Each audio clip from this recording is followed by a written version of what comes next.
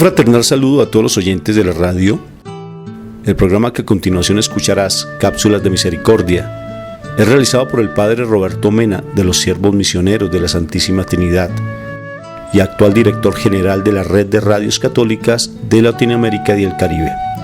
Desde Silver Spring, Maryland, y Rafael Aníbal Cortés, psicólogo, consagrado en un ministerio de restauración familiar desde Bogotá, Colombia. Te damos la bienvenida a nuestra emisión y gracias por escucharnos.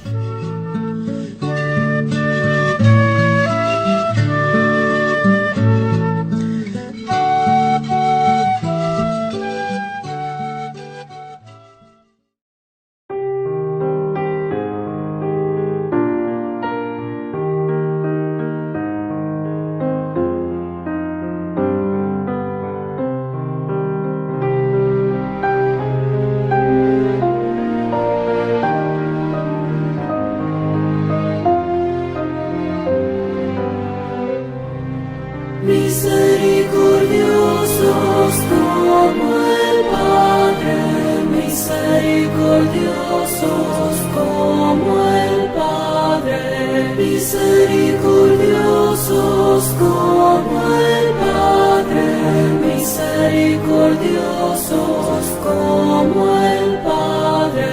Damos gracias al Padre porque Él es bueno. En su eterna misericordia, Él creó el mundo con sabiduría. En su eterna misericordia, Él conduce a su pueblo en la historia.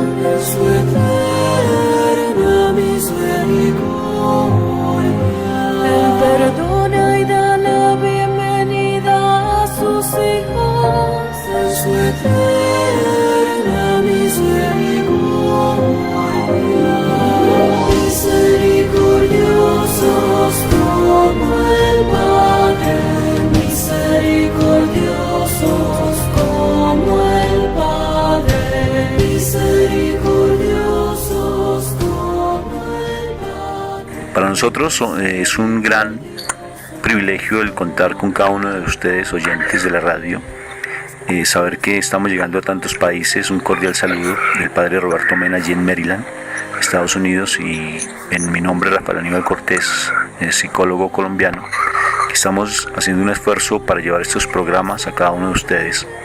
Y estamos hablando, todas estas semanas hemos venido hablando básicamente sobre la misericordia, el amor que tiene nuestro Padre Dios para nosotros, y cómo el Papa Francisco este año jubilar da la importancia a la misericordia. Padre Roberto, qué gusto saludarte, y de verdad qué grato saber que tú, como misionero de la misericordia, estás siempre propagando esta devoción.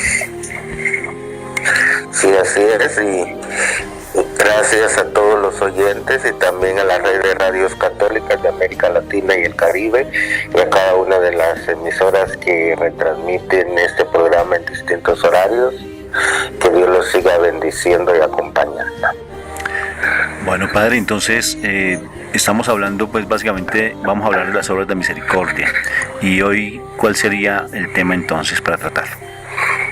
Pues vamos a ver, dentro de las obras de misericordia, vamos a comenzar con las obras de misericordia espirituales, y entre ellas hoy vamos a analizar la que se llama consolar al que está triste.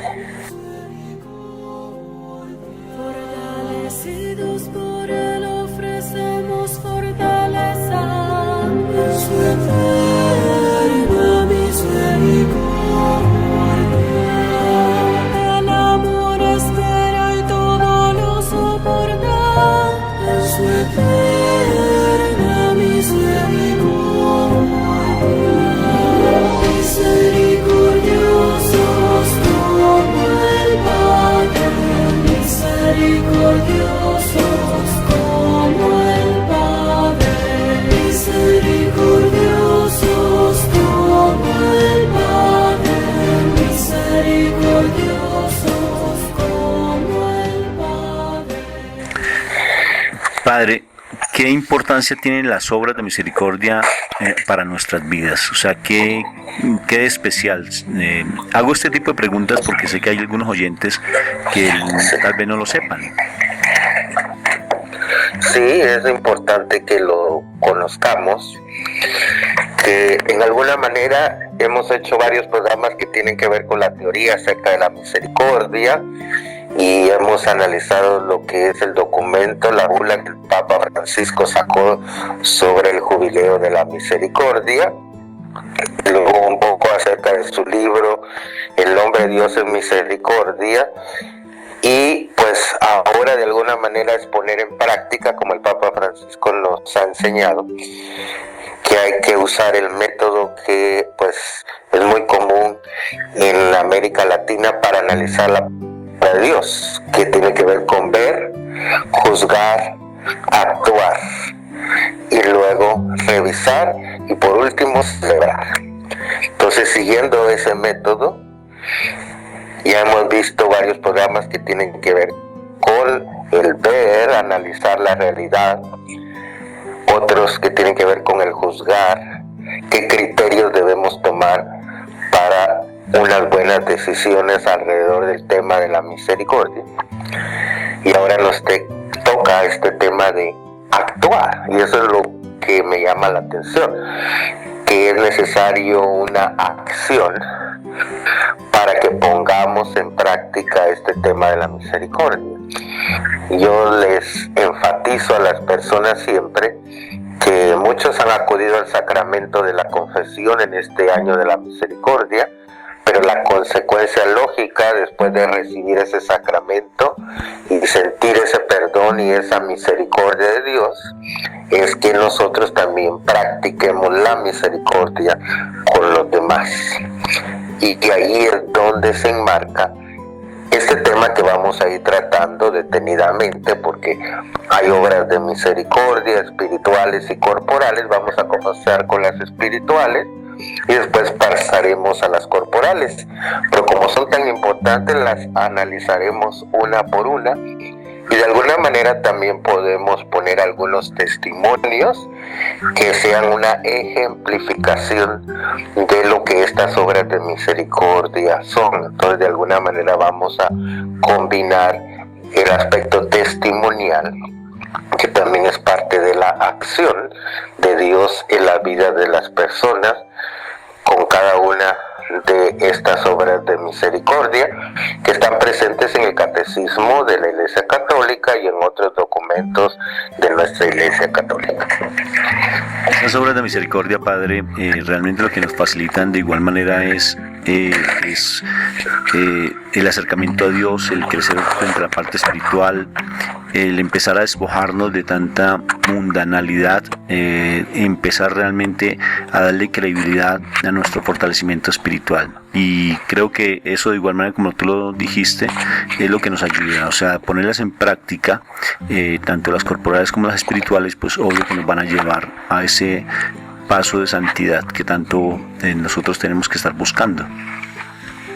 Así es, si ustedes pues quieren pues analizar qué son estas obras de misericordia, pues pueden ir al Catecismo de la Iglesia Católica en los números 2447 en adelante, y solo voy a leer un poquito sobre esto, porque nos dice: las obras de misericordia son acciones caritativas mediante las cuales socorremos a nuestro prójimo en sus necesidades corporales y espirituales.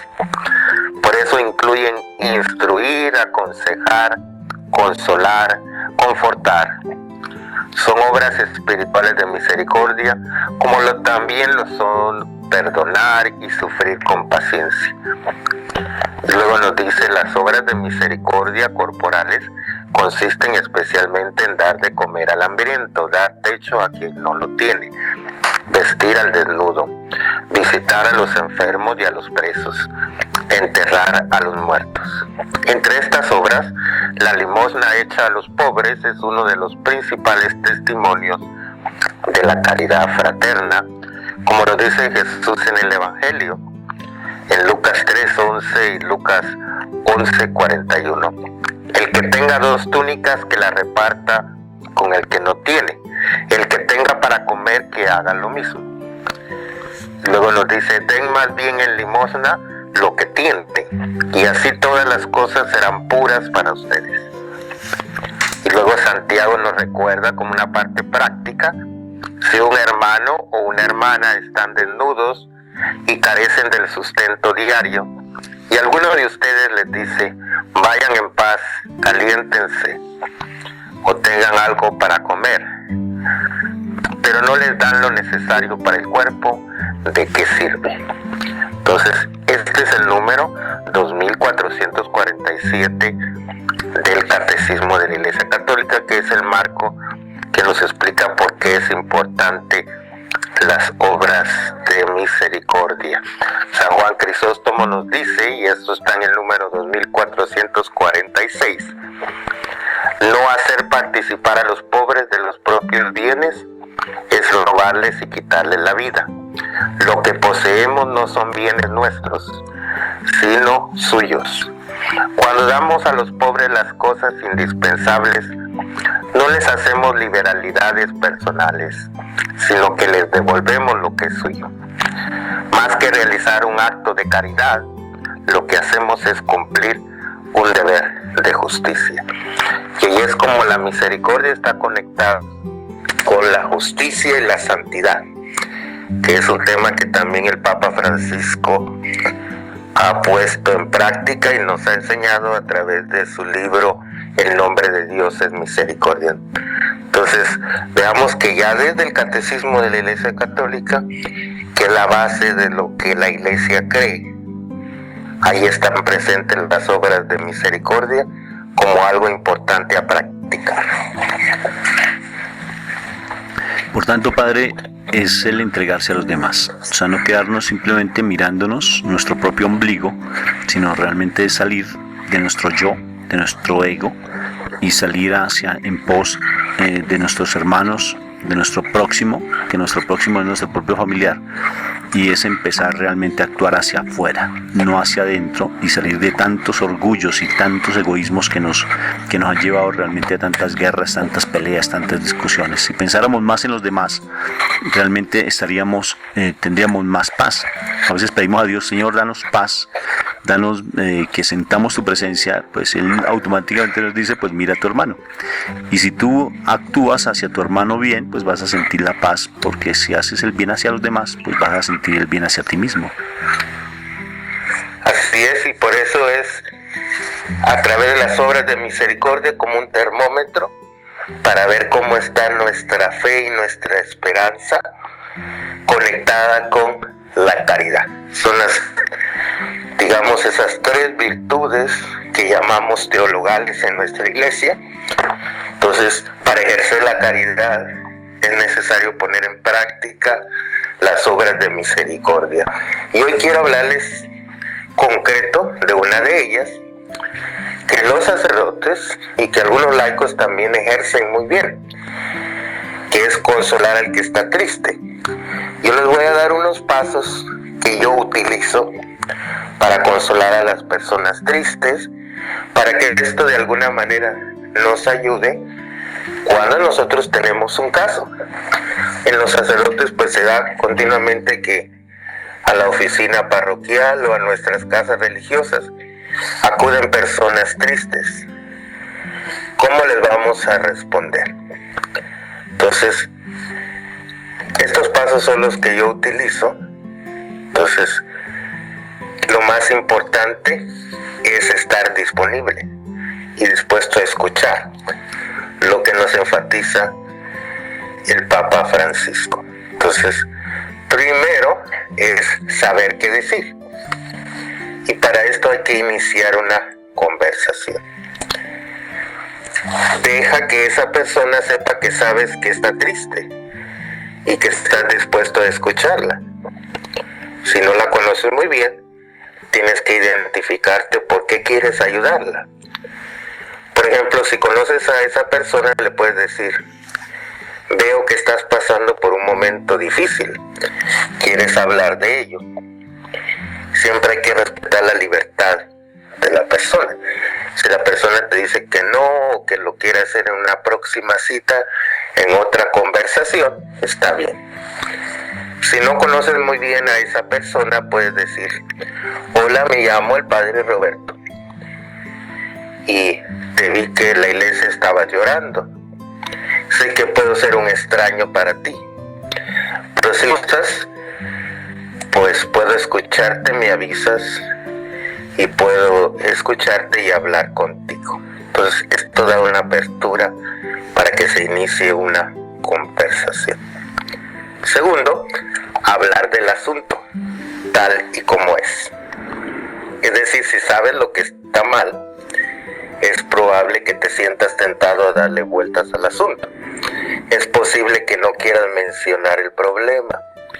Por ejemplo, si se trata del fallecimiento de un ser querido o del rompimiento de una relación amorosa, para no lastimar más tus sentimientos. Sin embargo, la persona sabe que está mal y probablemente piense sobre ello. Preguntarle al respecto en términos claros le demostrará que tú te preocupas por esta persona, que estás dispuesto a hablar sobre el tema como tal, sin endulzarlo, lo que posiblemente termine siendo un alivio, lo que quiere decir que hay que ser realista. Por ejemplo, le puedes decir algo como: me enteré en la iglesia de que tu padre ha fallecido. Eso debe ser algo bien duro. ¿Te gustaría hablar sobre ello? Y esto da apertura a la conversación hablando del asunto tal y como es. Tercero, pregúntale cómo se siente. Una forma de hacer que la conversación con esta persona fluya es preguntarle cómo se siente, sea cual sea la situación. Incluso en los momentos tristes, las personas experimentan más que solo una emoción. Así que es de mucha ayuda dejar que se exprese todos los sentimientos. Por ejemplo, es claro que esa persona se sentirá triste si uno de sus padres ha fallecido después de una larga y complicada enfermedad. Sin embargo, es posible que también se siente aliviada de que todo haya terminado, pero al mismo tiempo un poco culpable por sentirse de esa forma. Entonces es importante que hable de esos sentimientos. Por eso preguntarle cómo se siente. Luego, en el punto 4, yo digo mantener la atención sobre esta persona. Como sacerdotes o como consejeros, psicólogos, trabajadores sociales, es tentador comparar su situación con algo que ya hemos experimentado en el pasado. Sin embargo, si está triste, no querrá oírlo necesariamente. Entonces hay que platicar de lo que está sucediendo en el presente. Nunca referirlo con un caso pasado. A mí me sucedió que escuché a una persona que estaba pasando por esto. Muchas veces no ayuda esto. Luego, no intentes que la conversación se vuelva positiva instantáneamente. Una tendencia natural, que yo creo todos los sacerdotes la tenemos, o los que ayudamos a personas, es que buscamos que la persona se sienta mejor, haciéndole ver siempre el lado positivo. No obstante, es posible que si lo haces, sienta que estás pasando por alto lo que está mal, la situación difícil que está enfrentando. Es decir, puede llegar a sentir que sus sentimientos no son importantes. Solo escucha a la persona, sin intentar mostrarle el lado positivo de las cosas. Por ejemplo, evita decir cosas como: bueno, al menos puedes seguir con tu vida, o no es tan malo, o anímate, puedes salir adelante. En lugar de ello, si debes decir algo, inténtalo con oraciones como: está bien sentirse mal, ya que estás pasando por un momento difícil, aquí estoy para escucharte, acompañarte y orar por ti. Luego, aprender a escuchar con atención. entiende que esa persona querrá que le escuches. La mayoría del tiempo las personas que lloran o están tristes solo necesitan que alguien las escuche. No intentes hablar sobre esa persona ni ofrecerle soluciones. Es posible que puedas ofrecer soluciones antes de que la conversación termine, pero no al principio. Enfócate nada más en escuchar a la persona. Es lo que el Papa Francisco habla, la escucha terapia. Segundo, demuestra que tú entiendes. Entonces una persona debe escuchar con atención. Y eso es repetir lo que la persona dice. Por ejemplo, puedes decir: lo que yo entendí fue que estás triste porque tu amigo no te prestó atención y se fue. Y esto le da apertura a la conversación. Tercero, no te distraigas. Eso quiere decir que hay que mantener la conversación enfocada en esa persona. En la mayoría de las ocasiones yo apago el celular. Hay personas que se molestan porque quieren que uno conteste el celular en todo momento, pero para eso está el buzón de mensajes. Porque cuando yo estoy enfocado en escuchar a una persona, no debo estar usando el celular. Lo puedo usar después. Para eso le dedico los 40 minutos, 45 minutos o la hora que yo he destinado para esta persona, para escuchar realmente lo que te está diciendo. Cuarto, utiliza un lenguaje corporal para demostrar que estás escuchando. Hay que tener un contacto visual con la persona. Cuando te cuenta algo, pues asiente y te sonríe en los momentos adecuados. Te muestra preocupación al fruncir el ceño. Asimismo, mantén un lenguaje corporal abierto. Y algo que yo recomiendo es no cruzar los brazos, sino que siempre apuntar tu cuerpo hacia esa persona. Entonces, demostrando que tienes interés. Luego, la parte 3 es terminar la conversación. Primero, reconoce cuando no puedas ayudar. La persona, en muchas ocasiones, y en este caso los que ayudamos a los demás, a veces somos incapaces de ayudar cuando un amigo está pasando una situación difícil o una persona que acude a nosotros. Es algo natural. Entonces, simplemente reconocerlo es importante. Por ejemplo, siento que estés pasando por esto. Realmente no sé qué decir para hacerte sentir mejor, ni sé cuáles palabras podría hacer para animarte. Sin embargo, quiero que sepas que estoy aquí por si me necesitas. Segundo, ofrécele un abrazo o darle un apretón de manos, ponle la mano en el hombro. Y de esa manera pues puedes sentir a través del contacto físico que le estás ayudando a demostrar esa ternura, esa misericordia de Dios. Pero siempre hay que preguntarle: quisiera darte un abrazo, ¿te gustaría? Tercero, pregunta sobre lo siguiente que hará. Muchas veces tal vez no hay soluciones directas a los problemas que la persona tiene, pero en este punto es importante animarlo a que la persona pueda hablar al respecto con otras personas y planear lo que va a hacer después. Entonces, también es importante que considere ir a una terapia. Esto es algo importante que yo hago como sacerdote. Si esta persona está pasando por muchos problemas, está bien preguntarle si ha pensado en ir a un terapeuta, a un psicólogo, a un consejero.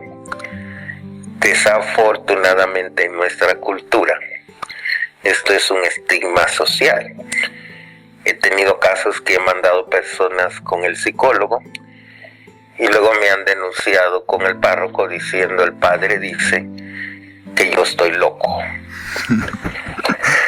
Entonces, esos son estigmas que dañan mucho a la persona y pues cuesta mucho a veces salir de esa situación. Pero ayuda mucho el decir que, por ejemplo, yo soy sacerdote, le digo, y en casos he tenido que ir al psicólogo para entender las situaciones que yo sé por dónde vienen o qué raíz traen, y de alguna manera le da apertura a que la persona hable conmigo y que pueda estar abierta a una terapia. Yo siempre lo mando con un psicólogo que sea católico, porque he tenido malas experiencias con psicólogos seculares que en lugar de ayudar a la persona a veces la enfocan, por ejemplo, en situaciones que están fuera de la doctrina de nuestra iglesia católica. Como en una ocasión a una persona la mandé con un psicólogo secular y resultó que puso a la persona a realizar ejercicios de yoga, lo cual no era lo que yo esperaba. Entonces pregúntale si puedes hacer algo. Es posible que puedes ayudar a la persona y, por ejemplo, si es una situación de ayuda social, la puedes enviar a una institución que le puede ayudar. Luego, sé sincero. Por ejemplo, le puedes decir, cuando me necesites, pues llámame. O en muchas ocasiones le digo, después que ya hablaste con el psicólogo o con un consejero matrimonial o de cualquier tipo, regresa conmigo nuevamente. Yo quiero escuchar lo que este psicólogo o este consejero orientador matrimonial te dijo. Luego verifica nuevamente. Muchas personas tienen problemas para comunicarse con alguien cuando necesita ayuda, sobre todo emocionalmente, porque se sienten mal en volver a pedir una cita después. Entonces lo que yo hago es, como a los 15 días, vuelvo a llamar y preguntarle a la persona si ya fuiste con el consejero, necesitas otra ayuda o te gustaría que te dé el nombre de otro consejero de otra institución que te pueda ayudar en tu caso, y de esta manera entonces sigue abierta la conversación. Estos son puntos prácticos que yo utilizo como sacerdote y que se los estoy compartiendo, porque pues en muchas maneras a veces las personas vienen con nosotros y no saben enfocarse en la situación. Entonces, con estos pasos pues se enfocan en lo que verdaderamente necesitan y me ayudan a mí a poder sugerirle la mejor forma. Estos son los pasos que yo sigo. No sé qué impresión tienes de este método que yo utilizo como sacerdote en la dirección espiritual, y también como acuden conmigo las personas que tienen problemas, sobre todo los que están tristes. Pues el concepto que doy es que realmente si eres un sacerdote de la misericordia, Padre, porque es ahí donde se debe partir. Por ejemplo, para nosotros como terciarios capuchinos, o sea, yo soy seglar de los terciarios capuchinos, el padre fundador inclusive nos decía que teníamos que nosotros, los religiosos y nosotros como colaboradores amigonianos, ser encontradizos con los jóvenes, porque los jóvenes a veces, ellos como están privados de su libertad, todos están realmente muy tristes, de una u otra forma desconsolados, aunque muestren alegría, pero en la privación de la libertad demanda mucha tristeza, y que teníamos que hacernos los encontradizos con ellos y tener una capacidad de escucha. Y te quiero dar un testimonio, Padre, que me sorprendió mucho. En una oportunidad a uno de los chicos internos, él ya salió de su parte legal y se le dio la posibilidad de trabajar como portero de una institución en la cual yo dirigía. Y él, en un momento, yo estaba en mi oficina que era en un segundo piso, él estaba en la portería y yo subí la escalera y me dijo: Rafa, espera un momentico, que quiero decirte algo, quiero agradecerte. Y yo le dije: ¿de qué? Dijo: alguna vez cuando yo estaba interno en la institución y yo era un chico, tú hiciste algo conmigo. Le dije: ¿qué? Me dijo: yo estaba llorando en el patio, tú no me conociste, y cuando me viste llorando solamente tú te acercaste y me diste un abrazo, y me quedé sorprendido como tú, sin conocerme, me dabas un abrazo, y yo me sorprendí porque fue un abrazo muy genuino, y si vieras cómo marcó ese abrazo. A veces, Padre, el consolar al que está triste no solamente es el hablar sino también en nuestra actitud. ¿Cuál es nuestra actitud para podernos acercar a ellos? Porque a veces ponemos muchas barreras y todo lo que tú nos dices, por ejemplo, estás enmarcando todo ese actuar, todo lo que tú nos dijiste es en el deseo de que la otra persona se sienta acogida, se sienta cercana, se sienta que no está sola, que realmente hay personas que se interesan por ella, porque a veces esos sentimientos de angustias porque se sienten solos, porque no pueden darle respuesta a unas situaciones que aparentemente pueden ser sencillas, pero lo importante es que no estén solos, porque esa es la presencia de Dios, saber que Dios siempre está con nosotros, a pesar de que estemos en ocasiones en tantas dificultades fuertes, Él está con nosotros, Padre. Así es, y la misión de aquel que está ejerciendo la misericordia es escuchar. Pueden dar alguna sugerencia, pero la parte principal es escuchar. Muchas veces las personas no tienen quien los escuche, por eso acuden con el sacerdote, con el psicólogo, con el terapeuta, para que le ayude a enfrentar las situaciones que tiene en su vida. Entonces, esa empatía que se dice que es sentirse con la persona, entonces como compasión, sentir con la persona, ayuda mucho.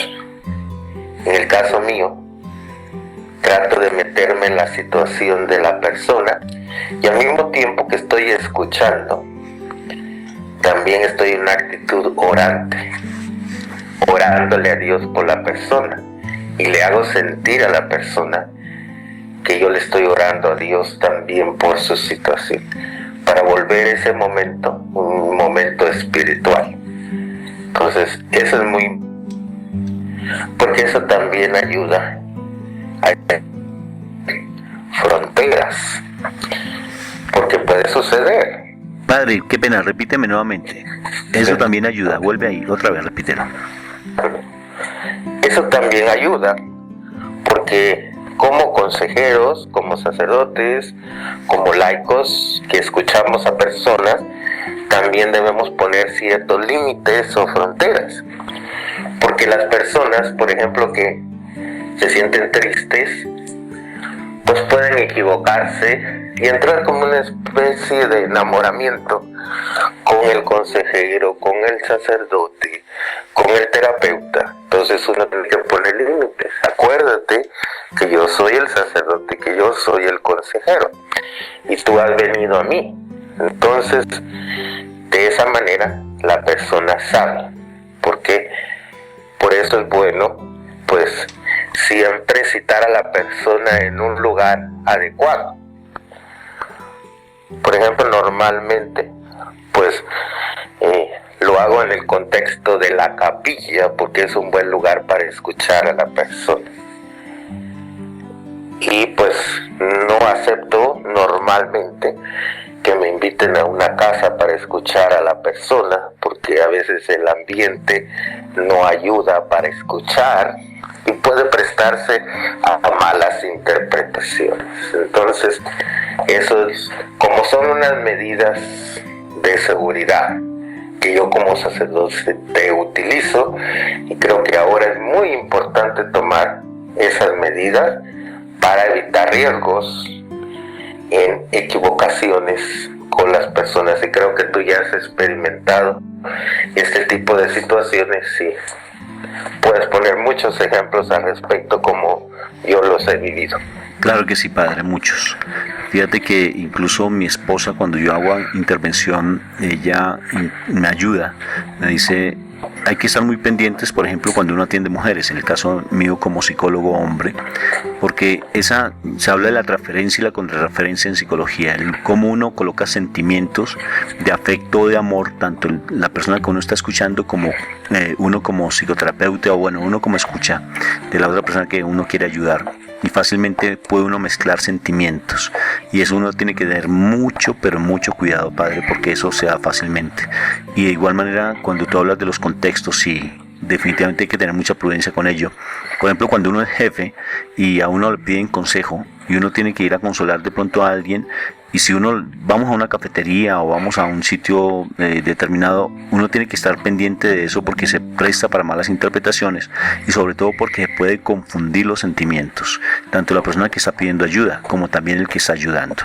Esas situaciones las determina el Espíritu Santo. Me gusta mucho lo que tú dijiste, que es la oración la que nos debe estar siempre acompañando. Y es así, Padre. Fíjate que cuando tú lo dijiste me identifico, porque cuando yo estoy atendiendo a alguien, necesariamente tengo que entrar en oración, Padre. Porque a veces hay situaciones que son muy complejas y uno puede orientar de una manera equivocada, porque uno orienta básicamente a veces desde sus experiencias o orienta básicamente desde su emocionalidad, desde la razón, y no le da pie a la parte espiritual. Y cae en esos errores como tú no lo dijiste, que hiciste solamente un comentario sencillo con respecto a que mandaste a alguien a un psicólogo seglar, alguien que no conoce básicamente de Dios, y entonces lo que hace es desviar, incluso frente a casos de aborto, incluso entre las relaciones de pareja. No, pues sepárate. Fácilmente un psicólogo que no conoce de Dios dice la separación es lo mejor para ti, y lo dice fácilmente sin haber hecho realmente un análisis espiritual de la situación que está dando, y eso se pierde realmente la posibilidad de ayudarle de una mejor manera. Y cuando retomo nuevamente la parte afectiva entre la persona que uno está escuchando, ¿cómo se da eso tan frecuente, Padre? Que resultan involucrados afectivamente y lo que se hacen es un daño muy, muy grande, Padre. Entonces hay que tener mucha sapiencia, la sabiduría. ¿Y quién la determina? Pues el Espíritu Santo. Por eso uno tiene que estar en oración, Padre. Me parece ese punto tan importante para uno poder ayudar al que está necesitado. Porque esa persona que está necesitada no viene a que nosotros básicamente le demos el afecto nuestro, porque a veces nosotros somos carentes de afecto y queremos como tratar de llevar esa carencia nuestra a ellos, y lo que hacemos es un daño muy grande. Y en muchas ocasiones pues eso daña a las personas, y en este trabajo que estoy realizando como misionero de misericordia, pues uno de los pecados que estoy absolviendo tiene que ver con sacerdotes que le han hecho daño a laicos, o laicos que le han hecho daño a sacerdotes. Y muchas veces esto tiene que ver con no haber puesto límites a situaciones directamente pastorales y profesionales. También se da en el contexto de una parroquia o de una institución eclesial o de una oficina, donde pues el jefe se excede con la secretaria con el jefe, que por ejemplo invitan a comer al jefe a una cafetería después del trabajo, y eso se presta al adulterio y cosas así, o compañeros de trabajo que pues se invitan mutuamente, por ejemplo, a tomar alcohol los días viernes después del trabajo, y todo eso va dañando la situación laboral, familiar. Y entonces por eso es muy importante este aspecto de poner límites siempre y decir, este es mi trabajo como sacerdote, o acuérdate que yo soy tu jefe, date cuenta que yo te estoy ayudando a ti como un consejero. Entonces, por ejemplo, yo les digo, si tú quieres que vaya a bendecir tu casa, tiene que estar presente toda tu familia. No puedo ir si tú estás sola o solo, o si es un niño, un joven, lo que sea. Siempre tiene que ser en un contexto familiar, y de esa manera yo me protejo y protejo a las personas a las cuales atiendo. Y esos son consejos que yo también les doy a los sacerdotes que han sufrido problemas debido a ese exceso que tienen en la situación pastoral. Uno no puede caer en ingenuidades, Padre. A veces uno se vuelve muy ingenuo cuando está atendiendo a alguien, o una falsa santidad o una falsa ayuda, porque en ocasiones hay otros intereses de por medio. Y uno tiene que ser muy cuidadoso también con lo que a uno le inspira, o sea, con lo que esa pulsión interna, ese impulso que uno siente. Si eso no sale genuino, básicamente pues uno tarde que temprano va a causar daño, y se va a causar daño como consejero que uno puede llegar a ser en su momento. Lo importante es realmente, como dije al principio, Padre, o como tú nos lo has recalcado, siempre la oración tiene que estar acompañándonos y tenemos que estar visualizando el contexto. O sea, no solamente salir como caballos desbocados simplemente a socorrer, sino también con mucha prudencia. Pero también acordemos que el exceso de prudencia se convierte en negligencia, que eso no nos vaya a limitar la posibilidad de socorrer realmente al que está sufriendo. Lo importante es que nosotros seamos muy genuinos, muy transparentes en el momento de ayudar a la gente, porque a veces se da lo que tú dices, esos momentos de mucha intimidad, y esa intimidad llega perfectamente a un adulterio y llega a hacerse mucho daño. A mí, por ejemplo, Padre, me fascina siempre estarle nombrando a mi esposa. Si en algún momento que yo estoy atendiendo, por ejemplo, a una persona, por ejemplo a una mujer, y yo siento que no quiero hablar de mi esposa, digo, aquí ya hay peligro. O sea, yo me pongo a mí mismo, me coloco a mí mismo como unos filtros, como unas alertas. Digo, si a mí me da temor hablar de mi esposa es porque algo está pasando en mí y estoy generando atracción o me está atrayendo esa persona. Y automáticamente hablo de mi esposa. Y o hablo con mi esposa o yo remito a mi esposa a personas que tal vez a mí me están generando algún tipo de situación que se sale del contexto, Padre. Y uno debe ser muy cuidadoso con eso porque entonces uno no ayuda. En vez de ser un facilitador, lo que hace es entorpecer un proceso de crecimiento. En mi caso, pues yo les digo, recuerda que yo soy sacerdote, les digo, pues yo hice unos votos de pobreza, obediencia y castidad. Y eso, pues da un marco para que la persona sepa los límites de lo que es una relación profesional con un sacerdote, con un consejero. Entonces, eso ayuda mucho. Y también contar experiencias personales de mi relación con Dios. Y poner todo en el contexto de la oración y de la espiritualidad.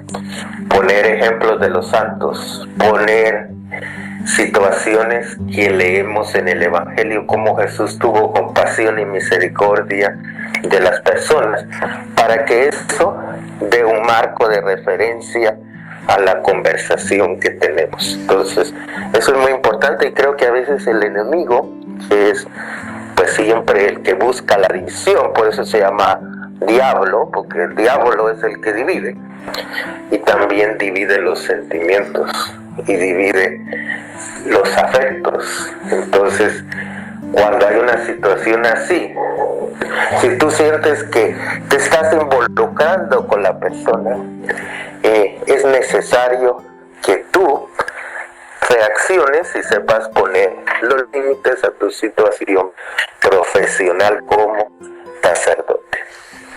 Padre, de igual manera, también el poner el límite y también es el hecho mismo de saber hasta dónde nos puede llegar, porque definitivamente nosotros todas no nos la sabemos. Nosotros no, como tú bien dices, a veces remites, porque en ocasiones nosotros vemos que hasta cierto punto llegamos y necesitamos la ayuda o necesitamos el apoyo de otras personas más, porque no podemos estar creyendo que somos los redentores de todas las personas que necesitan ayuda. Hay momentos en que podemos decir, hasta aquí llego yo, no puedo más. Hay otras personas que te pueden orientar y, como tú decías, y después si quieres yo verifico cómo te fue con esa persona y te sigo perfectamente ayudando. Lo importante es tener mucha claridad, como bien estamos hablando, de lo que estamos haciendo. O sea, no involucrar sentimientos, no involucrarnos afectivamente, porque necesariamente perdemos el contexto. Eso es muy importante, hacerle entender a la persona que tú estás actuando como ministro de Dios. Y en el caso de un laico, como un laico comprometido con la iglesia, para que sepa en qué contexto se va a tocar la situación. Entonces, todo lo que se trata en esta reunión, le digo yo a las personas, recuérdate que aquí estamos en la capilla delante de Jesús sacramentado y Él nos está escuchando toda nuestra conversación y Él está apoyándonos en todo lo que nosotros vayamos a platicar aquí. Y eso ayuda mucho en el diálogo y en la conversación. Quisiera compartirte algo que me parece un poco jocoso y es la relación que uno a veces tiene con sus hijos. Curiosamente mi hija estaba en el colegio y ella llegó, me dijo, papi, necesito que me ayudes, pero es muy particular y quisiera hacer un análisis de eso, padre, porque yo estaba en el trabajo y me dijo, papi, es que necesito un psicólogo. Le dije, ¿y crees que necesitas psicólogo? Dijo, sí, papi. Entonces le dije, bueno, entonces ya voy para la casa. Fui a la casa, no encontré a mi hija, no la encontraba, y la llamaba y no la encontraba, y curiosamente estaba abajo de la cama llorando. Uno en otros momentos, si uno se pone a hacer esos papás regañones o esos papás que no comprenden, uno también tiene que a veces ponerse en el papel de los demás. Como dice Pablo, ¿no es cierto? Nosotros a veces tenemos que vernos como niños en ocasiones. Y cogí una almohada, tomé una almohada, padre, y me metí bajo la cama. Me parece muy particular. Y le dije, bueno, aquí está tu psicólogo. Entonces me dijo, bueno, papi. Le dije, no, papi, no, qué pena contigo, me vas a llamar doctor. Aunque generalmente no lo hago así porque a mí me llaman Rafael y me encanta que me digan Rafael. Pero le dije así, era simplemente como para romper el límite y entrar como en el juego con ella. Le dije, pero me tienes que decir, y fuera de eso me tienes que pagar. Le dijo, ¿de verdad? ¿Y cuánto te debo pagar? Le dije, pues yo no sé, dime tú en qué condición tienes para pagarme. Necesitaba descontextualizarlo un poco, para quitar un poco los sentimientos, padre, y que ella tuviera un poco más, me pudiera contar qué era lo que estaba pasando. Y me dijo, bueno, está bien, te voy a dar una hamburguesa. Me pareció muy particular. Lo cierto, le dije, bueno, cuéntame tu historia. Empieza a contarme una historia que para mí tal vez no era difícil. Una historia de amigas, que una la miró feo, que la otra no le puso cuidado. Y para ella era muy importante eso y se puso a llorar. Para mí como adulto, no era una cosa relevante, pero para ella sí. O sea, es ponerse, como dice Carl Rogers, en los zapatos del otro. O sea, ponerse en la condición del otro. Independientemente de lo que nos esté contando, sea algo muy grave o sea algo muy simple, para la persona es importante. Y tenemos realmente que estar nosotros como consejeros, estar como muy atentos a sus sentimientos, mirando su corazón, porque para ellos es muy fundamental lo que nos está contando. Entonces, todo lo que la persona comparte con nosotros es muy valioso. Y yo siempre le digo a la persona, tú me estás permitiendo entrar en tu intimidad. Entonces es un momento sagrado, porque en tu conciencia solamente entra Dios, el sacerdote, el psicólogo, el consejero. Entonces tú estás permitiendo esa apertura. Entonces aquí no estamos solamente dos personas, sino que estamos tres, porque aquí está Dios. Y si podemos añadir más personas, está la Virgen María, están los santos. Entonces en realidad es un ejercicio de comunidad, de iglesia, lo que sucede en cada momento cuando consolamos al triste. No es una situación de uno a uno, es algo más profundo. Eso es lo que Jesús hacía siempre. Ven, cuando aconsejaba a una persona, siempre le decía, ve con el sacerdote o regresa a tu comunidad para dar testimonio. Y eso era lo que Jesús hacía de alguna manera para que la persona pudiera poner en práctica todo. Le decía, pues vete y no vuelvas a pecar. De alguna manera era para desligar a la persona de que nada más anduviera siguiendo a Jesús por seguirlo. A él no le gustaban ese tipo de personas que nada más lo buscaban, tal vez porque había multiplicado los panes, porque había hecho un milagro, sino siempre lanzaba a la persona a que se fuera a la comunidad para poner en práctica y dar testimonio de lo que ha recibido.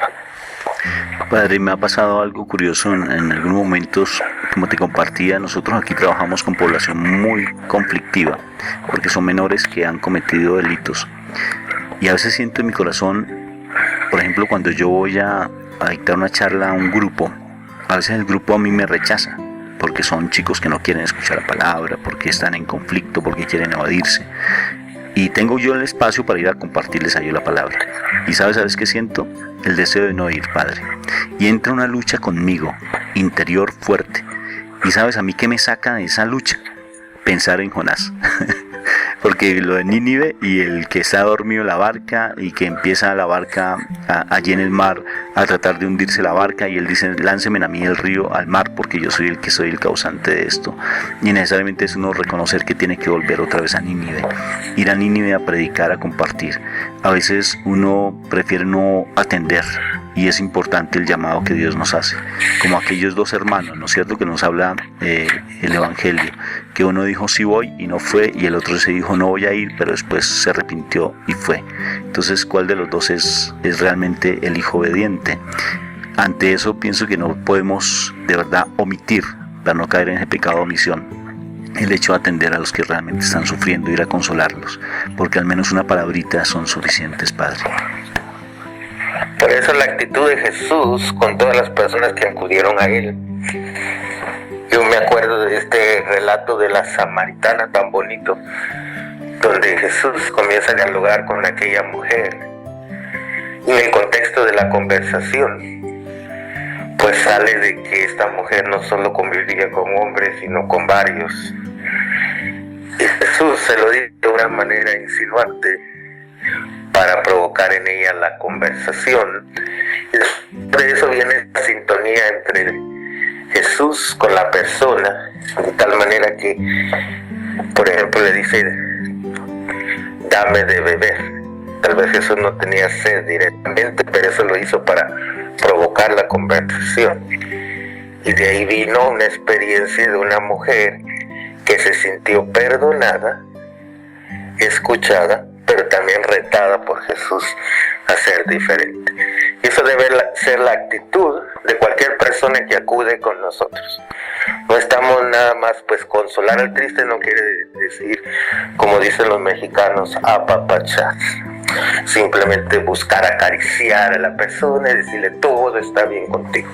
Hay que retarla a un cambio. Y esa es la parte más fuerte, pero la más importante para el cambio, la conversión, la metanoia, que habla pues las cartas de San Pablo, que es un cambio en la mente y en el corazón. Padre, precisamente dentro de 8 días invitamos a los oyentes para que escuchen un testimonio de todo lo que estamos hablando, para ya ponerlo en la práctica directamente. Es el testimonio de un joven aquí en Colombia, se llama Jason Salazar, que tuvo una experiencia muy fuerte de conversión, precisamente, e incluso se ha involucrado con un sacerdote, y cómo los dos llegan nuevamente a los caminos del Señor. Y vale la pena como que a los oyentes para que lo escuchen. Aún así, todos estos testimonios, todos estos programas, pues lo escuchan en YouTube, lo pueden encontrar en YouTube, porque hoy el Padre pues nos dio unos elementos muy valiosos que vale la pena volverlos a retomar y escribirlos, porque nos dijo unos puntos que son bien fundamentales para poder orientar a la gente, y lo encuentran con el nombre del Padre Roberto Mena, en mi nombre, Rafael Aníbal Cortés, como Cápsulas de Misericordia, que es el programa que estamos transmitiendo. Bueno, Padre, ya estamos llegando al final del programa. Una puntadita final de todo lo que nos has dicho, que ha sido muy enriquecedor, Padre, para seguir fortaleciendo el consolar a los que están sufriendo. Recordemos que estos programas los estamos haciendo en el contexto del Jubileo de la Misericordia, que ha sido decretado por el Papa Francisco, que comenzó desde el 8 de diciembre del año anterior y terminará el 20 de noviembre para la fiesta de Cristo Rey. Entonces, el Papa está invitando a toda la Iglesia a entrar en este camino de misericordia. Y nos acompaña la Virgen, los santos, el mismo Jesús. Al hablar de estas obras de misericordia, estamos hablando del Evangelio mismo. Entonces, cuando consolamos, lo hacemos siguiendo el mandato de Jesús. Entonces, le tenemos que pedir mucho al Espíritu Santo, sabiduría en nuestra mente, para ver qué es lo mejor para compartir con la persona y saber escuchar.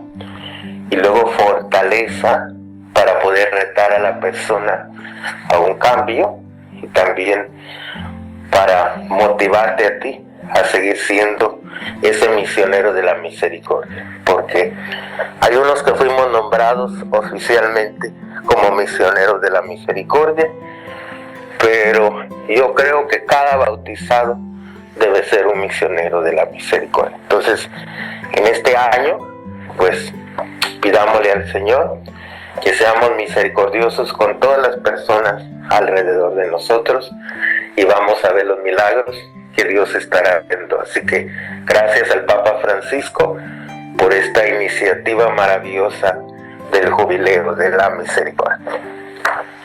Muchas gracias, Padre, por lo que nos invitas a hacer, y eso es un compromiso que debemos tener todo hombre, de verdad, como tú dices, bautizado y creyente, porque tenemos que ser esos misioneros. Misioneros es propagar la devoción de no solamente la parte de la misericordia como tal, sino ser testigos, testimonios vivos de esa misericordia misma en nuestras propias familias, en nuestra propia vida, con las personas que trabajamos.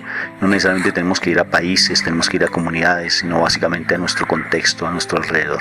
Y eso es lo fundamental, que nuestro comportamiento refleje esas obras de misericordia, que seamos nosotros mismos esos testimonios vivos del amor misericordioso para con los demás. Bueno, Padre, entonces, para que nos regale su bendición, por favor, y oyentes, estaremos allí pendientes de ese testimonio tan hermoso dentro de 8 días, que va a ser muy diciente para cada uno de ustedes. Que nos bendiga el Dios, que es misericordioso, Padre, Hijo, Espíritu Santo, descienda sobre nosotros y nos acompañe para siempre. Amén. Y amén. Un fuerte abrazo. Dios los bendiga. Misericordia de mí, Señor. Ten misericordia de mí, Señor. Ten misericordia de mí, Señor. Perdóname, libérame y sáname. Perdóname, libérame y sáname.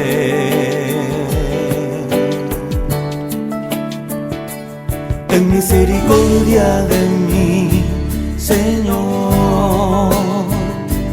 Ten misericordia de mí, Señor. Ten misericordia de mí, Señor. Perdóname, libérame y sáname. Perdóname, libérame y sáname.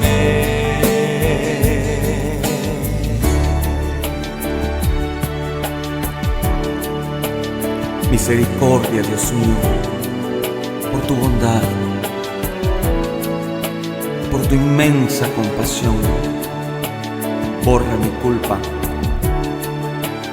lava del todo mi delito, limpia mi pecado, pues yo reconozco mi culpa. Tengo siempre presente mi pecado. Contra ti solo pequé. Quiero darte gracias a ti, Señor.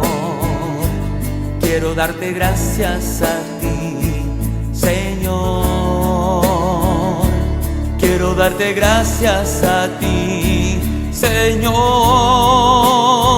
por tu bondad, por tu poder, por tu amor, por tu bondad, por tu poder, por tu amor.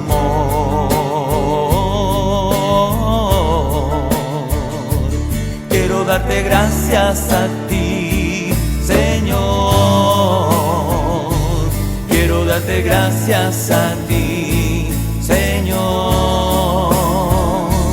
Quiero darte gracias a ti, Señor, por tu bondad, por tu poder, por tu amor, por tu dolorosa pasión, Señor. Ten misericordia del mundo entero, cubro con tu sangre a la humanidad. Oh mi Jesús,